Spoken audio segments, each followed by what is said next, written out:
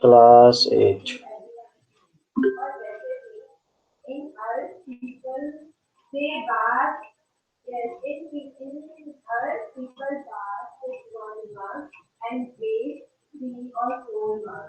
Okay, message दे दिया गया है। अब थोड़ा सा वेट करते हैं।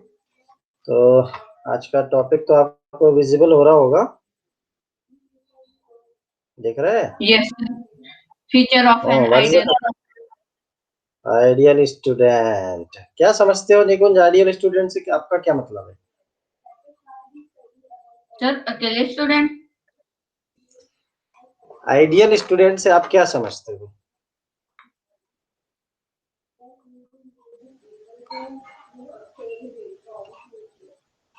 चलो वंशिका, आप बताओगे आइडियल स्टूडेंट क्या होता है? आदर्श बच्चा। आसमा कुछ कह रहे हो? Yes sir. हाँ बोलिए, आइडियल स्टूडेंट क्या होता है? सर आदर्श विद्यार्थी। हाँ, क्या होता है आदर्श विद्यार्थी? आदर्श विद्यार्थी वो होता है जो शरारतें करता है। No sir. हाँ, फिर क्या होता है? आसमा कुछ बताओ, क्या क्वालिटीज कुछ पता है किसी को? अपर्णा कुछ कह रहे हो आप? सर वो बच्चे जो अपने से बड़ों का आदर करते हैं और टीचर्स की बात मानते हैं। अच्छा, चलिए आपने 2 क्वालिटी बता दी। अब निकुंज, इसमें कुछ और क्वालिटीज जोड़िए आप। Yes sir. सर वो अपने टीचर की सारी बात मानते हैं और सर वो अपना सारा काम टाइम पे करते हैं। आपने एक पॉइंट जोड़ा, वो अपना काम समय पर करते हैं। ओके, शिवानी आप कुछ जोड़ेंगे इसमें? सर वो खेलने के टाइम हमेशा खेलते हैं और पढ़ने के टाइम पढ़ते हैं। हाँ, ये भी क्वालिटी है। ओके, अहाना। बड़ों का आदर करते हैं। हाँ जी, अंशु क्या कह रहे हैं? सर वो बड़ों का आदर करते हैं। ओके, अहाना कुछ कहेंगे आप? अहाना। Yes sir. कोई क्वालिटी बताओ आइडियल स्टूडेंट की।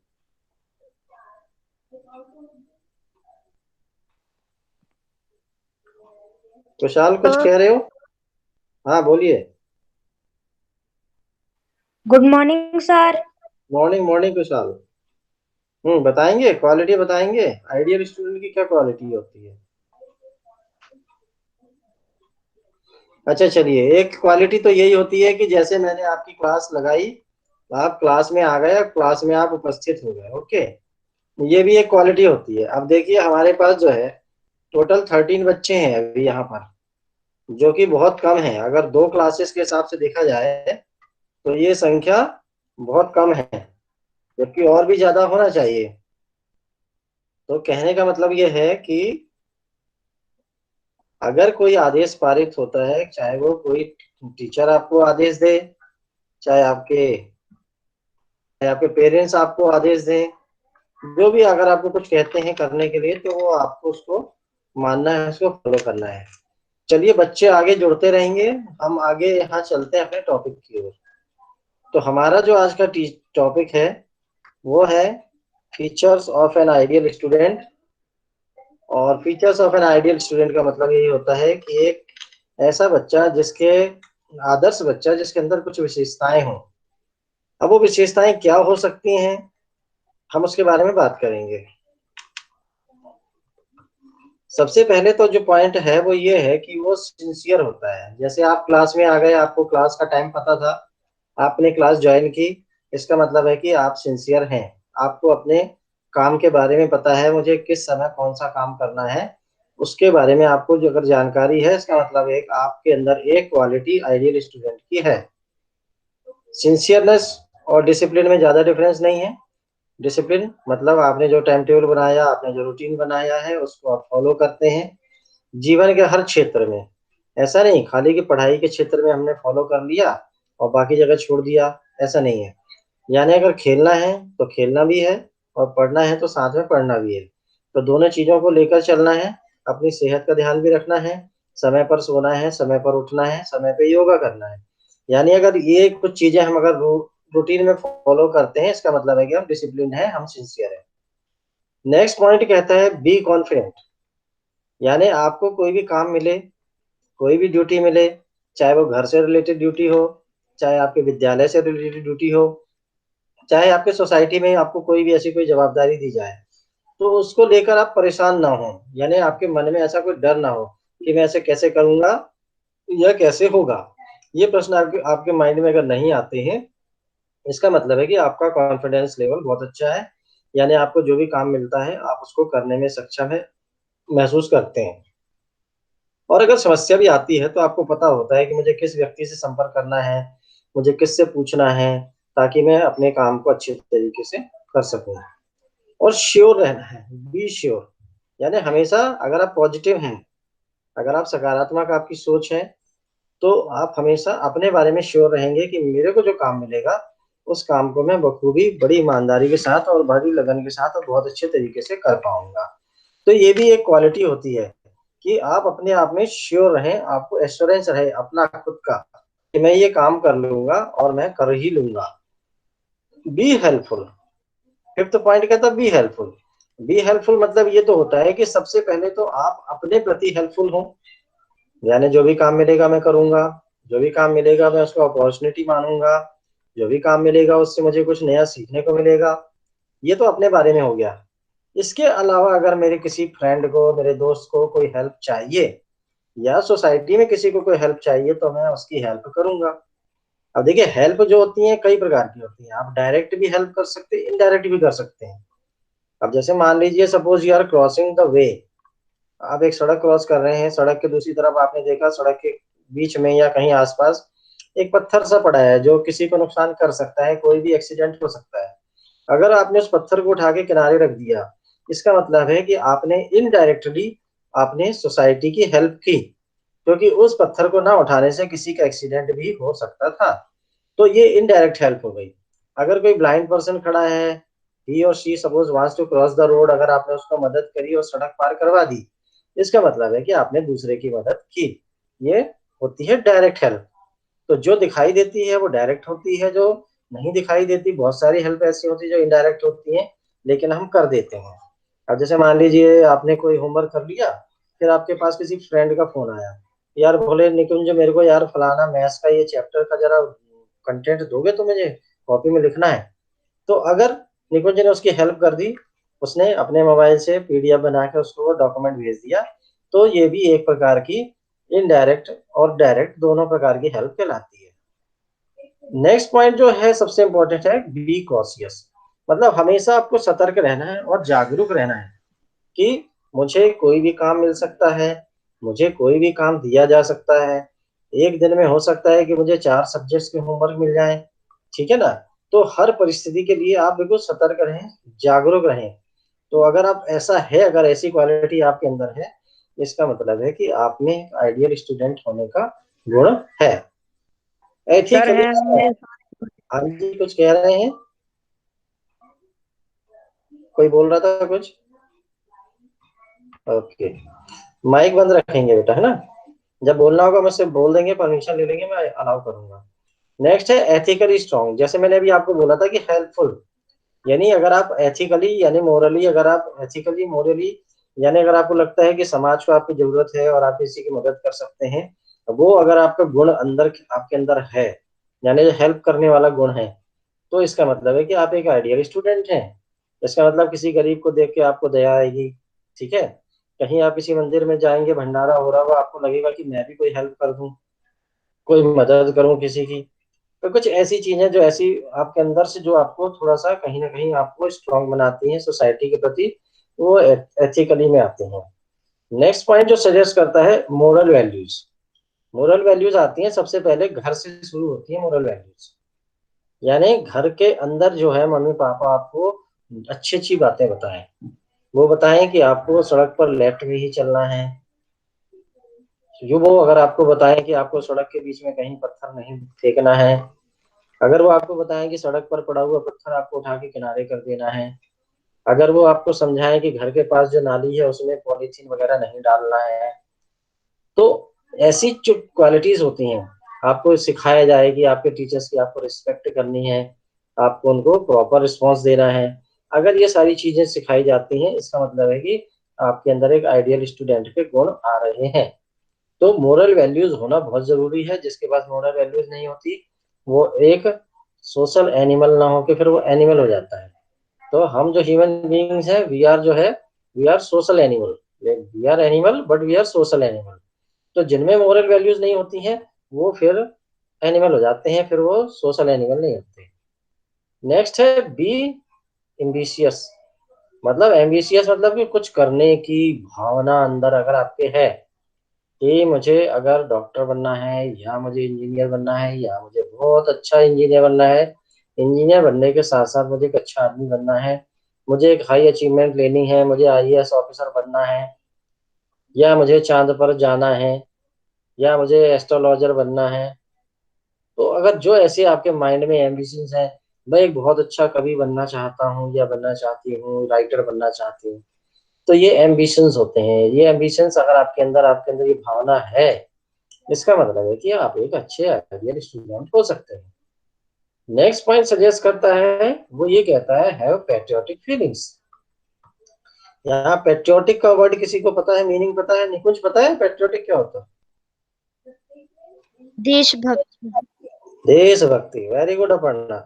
तो पैट्रियोटिक का मतलब होता है कि अगर यदि आपके अंदर देशभक्ति की भावना है तो एक आप अच्छे आदर्श नागरिक हो सकते हैं, एक आइडियल स्टूडेंट हो सकते हैं।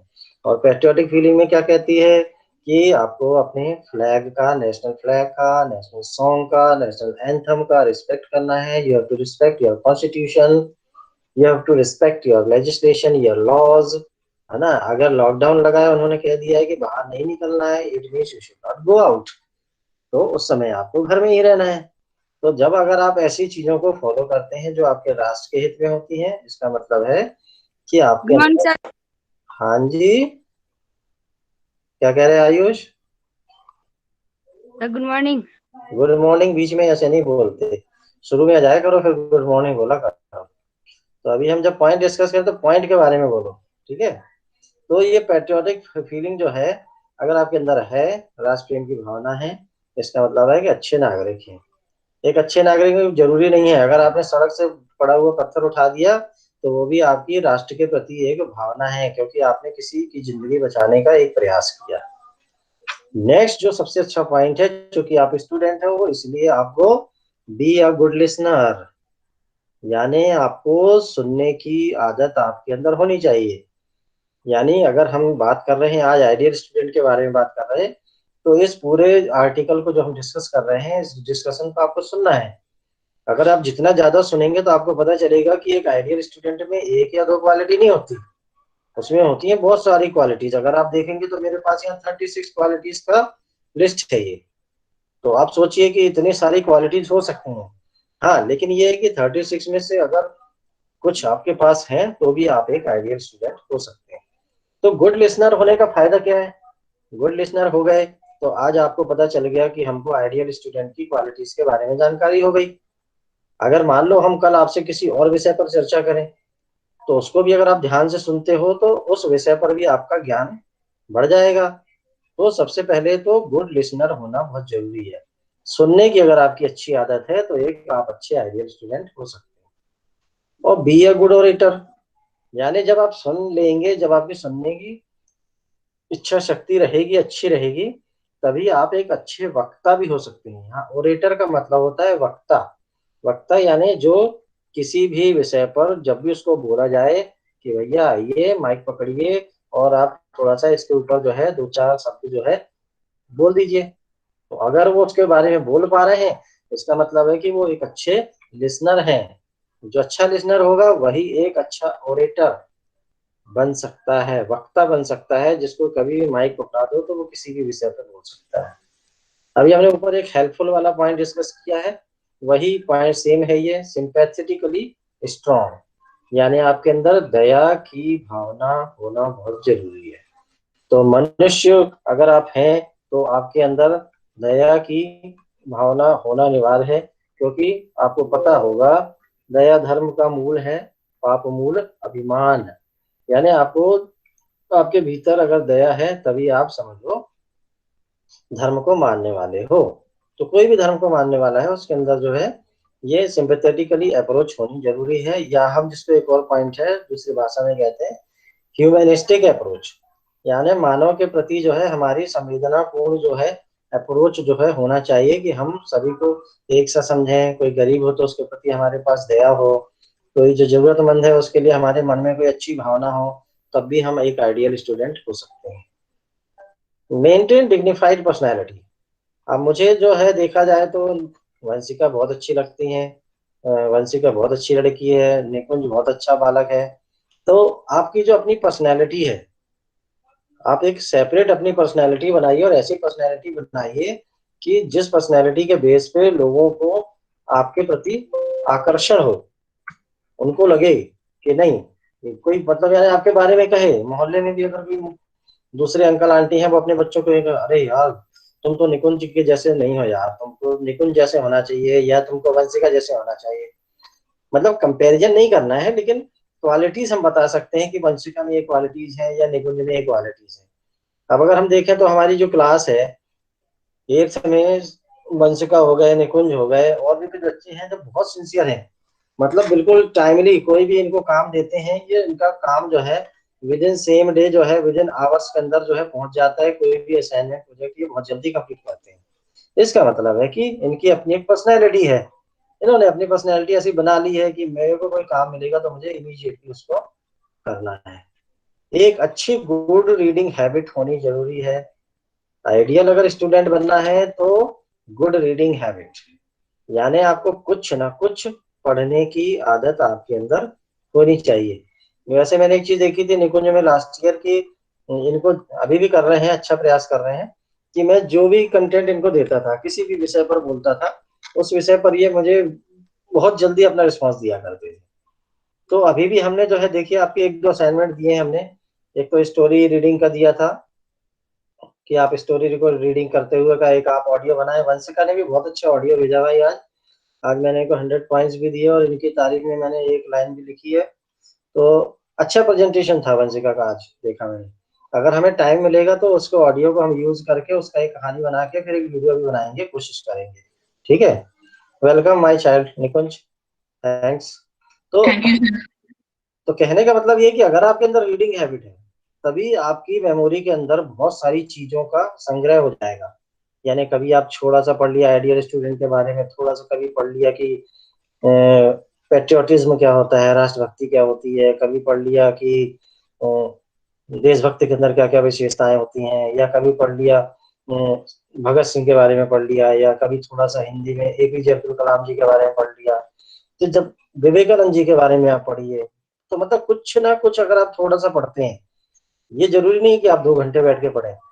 5 मिनट पढ़ो, 10 मिनट पढ़ो, इससे ज्यादा बिल्कुल मत पढ़ो।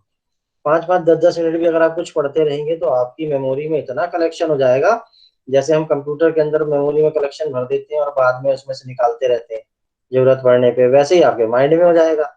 जितना आप ज्यादा पढ़ते जाओगे उतना ही ज्यादा आपके माइंड में इंफॉर्मेशन स्टोर होती जाएगी। नेक्स्ट पॉइंट कहता है रिस्पेक्टिंग ऑल रिलीजन्स इक्वली। मतलब ये है कि अगर मैं हिंदू हूँ तो मुझे मुस्लिम धर्म का भी सम्मान करना है, बुद्ध का भी करना है, सिख धर्म का भी करना है, क्रिश्चियंस का भी करना है, सबका करना है। अगर आपके अंदर ये क्वालिटी है, इसका मतलब आप एक आइडियल स्टूडेंट हो। ठीक है ना। क्योंकि सभी जानते हैं परमेश्वर तो एक ही है, लेकिन उसने अलग अलग फॉर्मेट में अलग अलग जगह पे अलग अलग नाम से अपना अवतार लिया। इसलिए लोगों ने उसको अपनी अपनी सुविधा के हिसाब से, किसी ने उसको जीसस क्राइस्ट बोल दिया, किसी ने लॉर्ड कृष्णा बोल दिया, किसी ने कुछ और बोल दिया। तो लेकिन सभी का उद्देश्य क्या था कि मनुष्य का कल्याण हो, मनुष्य सही रास्ते पर चले। तो इसलिए हमको सभी धर्मों को इक्वली रिस्पॉन्स देना है, रिस्पेक्ट देना है।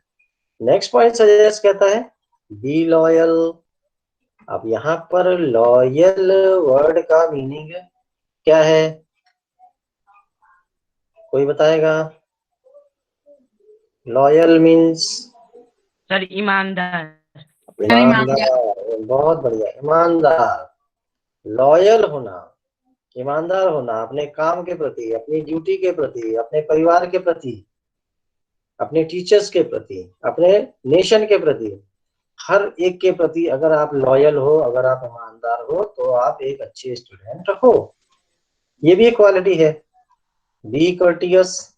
कर्टियस मतलब रिस्पेक्टफुल, टीचर्स की भी रिस्पेक्ट, मम्मी पापा की रिस्पेक्ट, बड़ी दीदी की रिस्पेक्ट, बड़े भैया की रिस्पेक्ट, बाजू में जो भैया रहते हैं उनकी भी रिस्पेक्ट, बाजू में जो दीदी रहती है उनकी भी रिस्पेक्ट, जो अंकल रहते हैं उनकी भी रिस्पेक्ट, दूर वाले अंकल आते हैं उनकी भी रिस्पेक्ट, है ना। गुड एक मॉर्निंग कॉबलर, सर। मॉर्निंग, एक कॉबलर है तो उसकी भी रिस्पेक्ट। यानी आपको हर एक की रिस्पेक्ट अगर आप करना जानते हैं, इसका मतलब आप कर्टियस है। और अगर आपके अंदर ये क्वालिटी नहीं है तो आप तो बोलेंगे अरे वो आया था, वो आया था, या ऐसी कुछ उल्टी सीधी भाषा का इस्तेमाल करेंगे आप।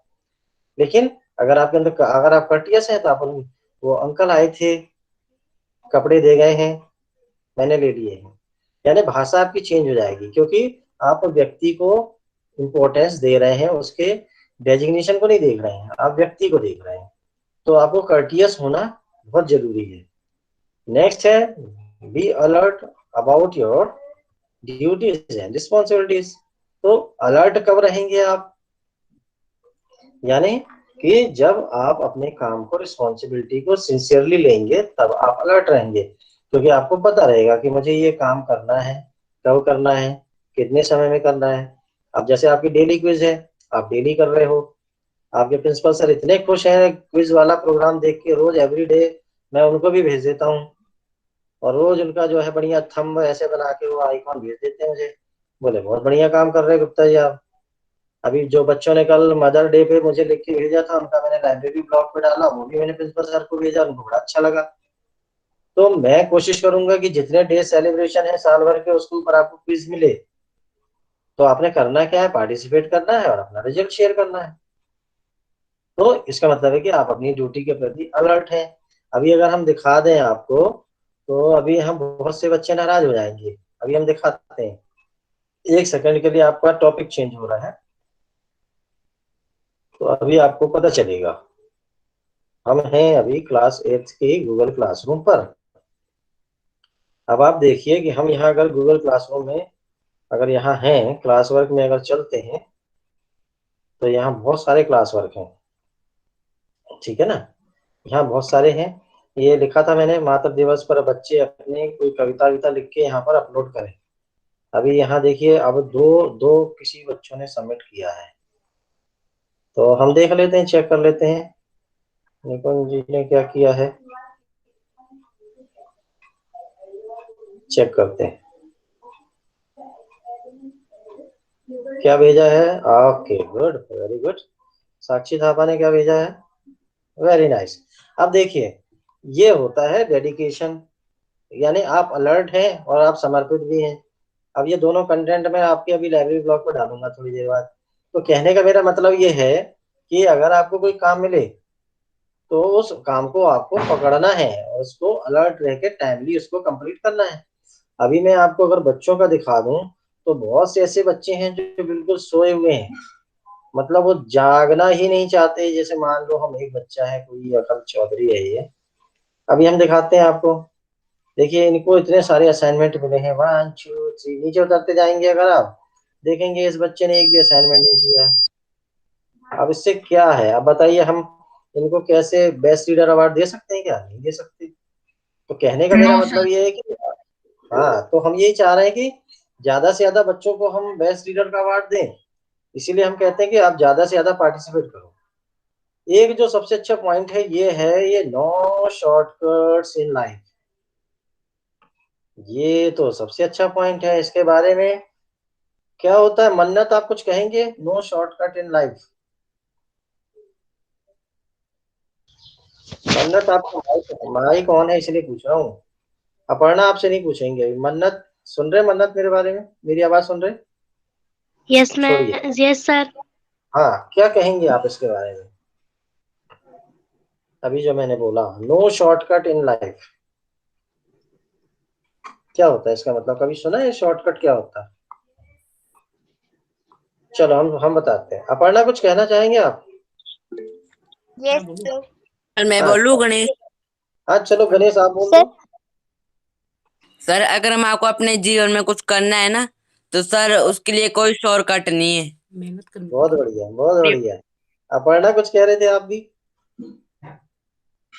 सर आसान रास्ते हमेशा सही जगह पे नहीं लेके जाते हैं। बहुत बढ़िया, बहुत बढ़िया। कहने का मतलब ये है कि आपको प्रयास ये करना है कि आपका जो किसी भी कार्य को, किसी भी डेस्टिनेशन पे अगर आप जाना चाहते हैं, तो उस जगह पे जाने के लिए आपको जो प्रॉपर रास्ता है, उस प्रॉपर रास्ते से ही आपने जाना है।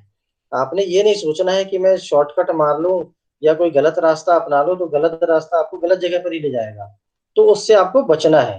ठीक है। फिर नेक्स्ट पॉइंट सजेस्ट करता है प्रॉपर यूज ऑफ नॉलेज, यानी आपने जो पढ़ा, जो आपने सीखा, उसको सही दिशा में उसका प्रयोग भी करना है, तभी आपके अंदर एक अच्छे आइडियल स्टूडेंट की क्वालिटी डेवलप हो सकती है। तो ये प्रयास भी आपने करना है। तो हमेशा अपने नॉलेज को सही दिशा में प्रयोग करना है, सही डायरेक्शन में ले जाना है। अगर हमको सिंपैथेटिक अप्रोच के बारे में बताया है, तो हमको इसका मतलब है कि दूसरों की हेल्प करना है। ठीक है। नेक्स्ट है, अगर आप अच्छे आइडियल स्टूडेंट बनना चाहते हो, तो आप जो भी एक्टिविटीज होती हैं, एक्स्ट्रा एक्टिविटीज, को करिकुलर एक्टिविटीज होती हैं। अब देखिए, हमारा जो लाइब्रेरी का जो पीरियड है, एक्चुअल में देखो आप, तो हमारे लाइब्रेरी के पीरियड में हम जितनी भी चीजें आपको कराते हैं, बताते हैं, वो आपके मेन सब्जेक्ट से हटकर होती हैं। यानी आपके मेन सब्जेक्ट से उसका कंसर्न नहीं होता, लेकिन कुछ क्विज़ेस ऐसी होती है, कुछ एक्टिविटीज होती हैं जो आपके सब्जेक्ट से कंसर्न होती हैं। तो कहने का तात्पर्य मेरा ये है कि आपको जितने भी एक्टिविटीज लाइब्रेरी के पीरियड में आपको मिलेंगी, इतनी आपको सब्जेक्ट्स में नहीं मिलेंगी। तो ये सारी एक्टिविटीज में अगर आप पार्टिसिपेट करते हो, इसका मतलब है कि आप अपने नॉलेज को बढ़ा रहे हो। तो आप जितना ज्यादा सीखोगे, आप उतना ज्यादा आपके अंदर स्किल डेवलप हो जाएगा, और भविष्य में कोई ऐसा काम मिलेगा तो आप उस काम को कर पाओगे। नेक्स्ट पॉइंट सजेस्ट करता है इंकलकेट ऑलराउंड डेवलपमेंट। अब ऑलराउंड डेवलपमेंट कैसे होगा? जब आप, ऊपर वाला पॉइंट जो है इसीलिए लिखा है कि टेक सिंसियर पार्ट इन को करिकुलर एक्टिविटीज, तभी तो आपका ऑलराउंड डेवलपमेंट होगा। अगर मान लीजिए आपको किसी टीचर ने बोला कि चलो भाई एक ऑडियो बना के भेजो, आपने भेज दिया। फिर टीचर ने बोला भाई एक गाना गाते हुए आप उसका वीडियो बना के भेज दो, तो आपने भेज दिया। फिर कभी डांस का प्रोग्राम हुआ, तो आपसे बोला, तो आपने डांस करके उसका ऑडियो वीडियो बना के भेज दिया। फिर कभी टीचर ने बोला चलो एक आप वो बना दो, क्या बोलते हैं, बुक रिव्यू लिख के भेज दो, तो आपने एक बुक रिव्यू लिख के भेज दिया, तो वो भी आपका एक काम हो गया। तो जितनी भी को करिकुलर एक्टिविटीज है जो आपके सब्जेक्ट से हटकर हैं, अगर वो आप उसमें अगर पार्टिसिपेट करते हो, इसका मतलब है कि आपका जो है ऑलराउंड डेवलपमेंट हो रहा है। ये भी एक क्वालिटी है। तो जिसके अंदर ये सारी क्वालिटीज होती हैं, वो एक आइडियल स्टूडेंट होता है। बी अ ड्यूटीफुल सिटीजन, जिसके बारे में हमने बात की कि हम सोसाइटी की मदद कैसे कर सकते हैं, किसी व्यक्ति की मदद कैसे कर सकते हैं। तो वो अगर हमारे अंदर क्वालिटी है कि हम किसी भी स्थिति में किसी की मदद करेंगे, तो इसका मतलब है कि एक आप अच्छे आइडियल स्टूडेंट हो। अपने भविष्य को लेकर भी आप थोड़ा सतर्क रहें कि मैं भविष्य में क्या बनना चाहता हूँ, क्या करना चाहता हूँ, उसके लिए मेरे प्रयास क्या होंगे। अगर ये आपके मन में है, आपके माइंड में है कि मुझे क्या अचीव करना है, कहाँ तक मुझे पहुंचना है, तो उसके बारे में आपको सतर्क रहना जरूरी है, और उसके हिसाब से आपको प्लानिंग करनी है, फिर टाइम टेबल बनाना है, फिर उसको इम्प्लीमेंट करना है, उसके हिसाब से आपने आगे बढ़ना है। तो फ्यूचर कॉन्शियस होना बहुत जरूरी है वैल्यूड पर्सनैलिटी, जो अभी हमने मोरल वैल्यूज की बात की थी। अगर आपके अंदर मोरल वैल्यूज हैं, तो वो आपकी पर्सनैलिटी का हिस्सा हो जाती हैं। जब आप कोई अच्छा काम करते हो, तो लोग आपकी तारीफ करते हैं। कुछ कई बार होता है सामने तारीफ हो जाती है, कई बार लोग पीछे तारीफ करते हैं। तो दोनों स्थिति में आपकी तारीफ तो होगी, क्योंकि आपने अपने आप को मोरल वैल्यूज के साथ जो है एनरिच कर लिया है। अब आप किसी की मदद करने के लिए आगे जाते हैं, कहीं भी आप किसी भी जगह पर आपको लगता है कि आप हेल्प कर सकते हैं, तो आप हेल्प करने के लिए तैयार हो जाते हैं। फिर है, नेक्स्ट है, अगर मान लीजिए आप विवेकानंद जी को फॉलो करते हैं, इसका मतलब है कि आप विवेकानंद जी के फॉलोवर हैं। तो फॉलोवर ऑफ आइडियल्स लिखा है यहाँ पर, कि जो आइडियल व्यक्ति आपकी सोसाइटी में हैं, जिन्होंने बहुत अच्छा काम किया समाज के लिए, लोगों के उद्धार के लिए, लोगों को अच्छा बनाने के लिए, तो अगर आप उनके सिद्धांतों को फॉलो करते हैं, और अगर ये क्वालिटी आपके अंदर है, इसका मतलब है कि आप आइडियल स्टूडेंट हो। स्पिरिचुअल टच होता है, मतलब कि अगर आप धार्मिक हो, यानी आपका जो धर्म है, अगर हिंदू है, तो आप हिंदू के जो रिचुअल्स हैं, जो कर्म कांड होते हैं, मतलब पूजा करना, दिया जलाना, मंदिर जाना, जल चढ़ाना, सूर्य भगवान को जल चढ़ाना, तुलसी पर जल चढ़ाना, ये अगर ऐसे काम करते हैं, लोगों की मदद करना, भंडारे में जाना, लोगों की हेल्प करना, वगैरह वगैरह, जितने भी आपके धर्म से रिलेटेड जो भी स्पिरिचुअल चीजें होती हैं, रिचुअल्स, उसमें अगर आप पार्टिसिपेट करते हो, इसका मतलब है कि अंदर आपके अंदर ऐसी भावना है, तो एक आप आइडियल स्टूडेंट हो। नेक्स्ट पॉइंट है फेथ ऑन ट्रुथ। आप हमेशा सच में विश्वास करते हैं, झूठ पर विश्वास नहीं करते, इसका मतलब है कि आप आइडियल स्टूडेंट हो। इसके बाद है बिलीव इन एफर्ट्स, यानी कि आप हमेशा मेहनत पे ही भरोसा करते हो, मेहनत में ही विश्वास करते हो, तो आप आइडियल स्टूडेंट हो। तो ये भी एक क्वालिटी है। जो बच्चे वायलेंस से दूर रहते हैं वो आइडियल स्टूडेंट होते हैं। जिन्हें झगड़ा बिल्कुल पसंद नहीं है, अवॉइड वायलेंस, वो कहते हैं भाई कुछ नहीं रखा झगड़े में, झगड़े में तो एक दूसरे का नुकसान होता है, इसलिए दूर रहो। ये भी एक क्वालिटी है। पीसफुल रहते हैं, जो आइडियल स्टूडेंट होते हैं वो पीसफुल होते हैं, बहुत शांत होते हैं और ज्यादा चंचल नहीं होते हैं। ठीक है, तो ये भी एक क्वालिटी है कि पीसफुल रहना, क्योंकि अगर आप जितना पीसफुल रहोगे तो जो एनर्जी आप सेव करोगे वो एनर्जी को आप सही जगह पे इस्तेमाल कर पाओगे। तो ये भी एक क्वालिटी है।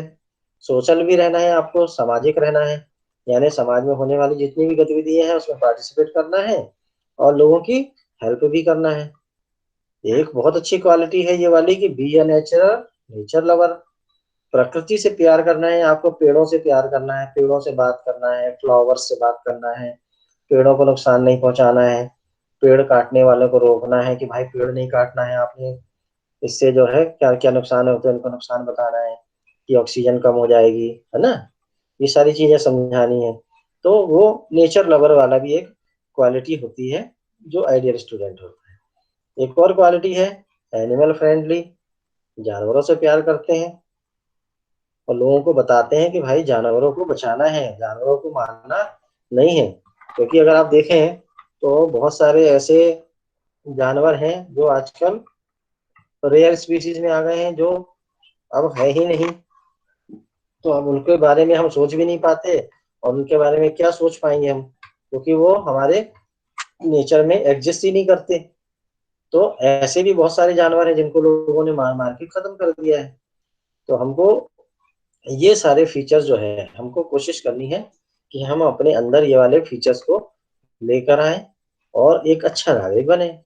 तो आज का जो हमारा टॉपिक था, इसको बताने का आपको मकसद यही था कि आप जाने कि एक आइडियल स्टूडेंट में कितनी सारी क्वालिटीज होती हैं, और इन सारी क्वालिटीज में से आप अगर आप कुछ क्वालिटीज, 10 क्वालिटीज, 15 क्वालिटीज, 20 क्वालिटीज भी अगर आप डेवलप कर लेते हो, तो आप एक अच्छे नागरिक हो सकते हो, एक अच्छे सिटीजन हो सकते हो, और आप एक अच्छे आइडियल स्टूडेंट भी हो सकते हो। तो ये सारी क्वालिटीज आपने कोशिश करनी है, अपने अंदर जनरेट करनी है, अपने अंदर एसिमिलेट करनी है, अपने आप को थोड़ा सा इसके अकॉर्डिंगली अगर आप बनाते हैं। ये आर्टिकल मैं आपको शेयर करूंगा गूगल क्लासरूम पे, जिनको लगता है कि इसको मुझे दोबारा पढ़ना है, और इसके ऊपर मैं आपको फिर एक छोटा सा असाइनमेंट भी दूंगा आज। उसमें आपको कुछ क्वालिटीज, एनी 10 क्वालिटीज आपने लिखना है, और आर्टिकल यही वाला मैं इसमें शो कर दूंगा। तो जो पिछला एक हमने पहले भी स्टडी टिप्स वाला किया था, उसी तरीके से इसको आपने कंप्लीट कर लेना है। तो आज का हमारा जो है ये आज का आर्टिकल सेशन बहुत अच्छा रहा है। कुछ अच्छा पार्टिसिपेशन किया है, बच्चों ने भी अपना शेयर किया है। तो मैं थोड़ा सा फीडबैक लूंगा। निकुंज गुप्ता जी थोड़ा सा 2 लाइन बोलें इसके बारे में। सर मुझे ये अच्छा लगा, क्योंकि सर हमारे को इसमें कई चीजें पता लगी कि आइडियल स्टूडेंट में क्या क्या क्वालिटीज होनी चाहिए। Good, very good. और कोई बच्चा कहना चाहेगा? अर्पिता, अर्पिता सुन रहे हैं या वंशिका बोलना चाहेंगे?